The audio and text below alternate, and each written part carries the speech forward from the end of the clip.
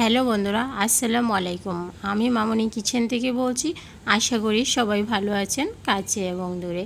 আলহামদুলিল্লাহ, আমিও ভালো আছি আল্লাহর রহমতে। আজকে বন্ধুরা আমি টাকি মাছ ভর্তা করব, আর সেই ভিডিওটি আপনাদের সাথে শেয়ার করব। পুরো ভিডিওটি দেখতে বন্ধুরা আমার সাথেই থাকুন। এখানে আমি নিয়েছি টাকি মাছ, পেঁয়াজ কুচি আর নিয়েছি কাঁচামরিচ। এবার আমি মাছ, পেঁয়াজ আর কাঁচামরিচটাকে ভেজে নেব। দেখেন বন্ধুরা, আমি চুলার মধ্যে কড়াই বসিয়ে দিয়েছি আর কড়াইয়ের মধ্যে দিয়ে দিয়েছি সয়াবিন তেল। এবার আমি তেলের মধ্যে মাছটিকে ভেজে নেব। যারা আমার চ্যানেলটিকে সাবস্ক্রাইব করেছেন বন্ধুরা, তাদের সবার জন্যই রইল আমার পক্ষ থেকে অনেক অনেক অভিনন্দন। আর যারা এখন আমার চ্যানেলটিকে সাবস্ক্রাইব করেনি বন্ধুরা, অবশ্যই আমার চ্যানেলটিকে সাবস্ক্রাইব করে আপনাদের বন্ধু বানিয়ে নেবেন। দেখেন বন্ধুরা, আমার মাছটা কিন্তু এক পিঠ হয়ে গেছে। এবার আমি মাছটাকে উল্টে দিয়েছি আর আমার মাছটা কিন্তু ভাজা হয়ে গেছে।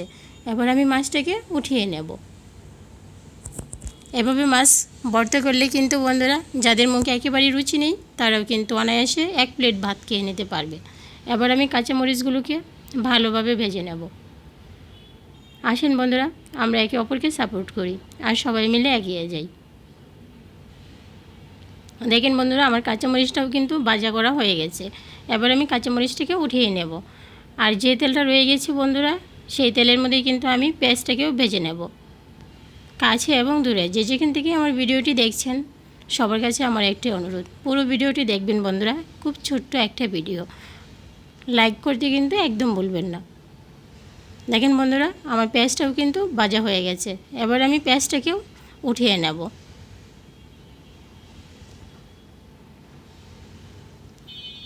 এবার বন্ধুরা আমি পেঁয়াজের মধ্যে দিয়ে দিব পরিমাণ মতো লবণ। লবণ দিয়ে আমি পেঁয়াজটাকে খুব ভালোভাবে মেখে নেব। এবার আমি কাঁচামরিচটাকেও দিয়ে দিব পেঁয়াজের মধ্যে। কাঁচামরিচ আর পেঁয়াজটাকে কিন্তু আমি হাতে একসাথে মিক্সড করে নিয়েছি। ভর্তাটা কিন্তু বন্ধুরা খেতে দারুণ লাগে, আমার কিন্তু খুব ভালো লাগে। জানি না আপনাদের কাছে কেমন লাগে, আপনারাও বাসায় একবার এভাবে ট্রাই করবেন। দেখেন বন্ধুরা, এখানে কিন্তু আমি নিয়েছি আদা কুচি।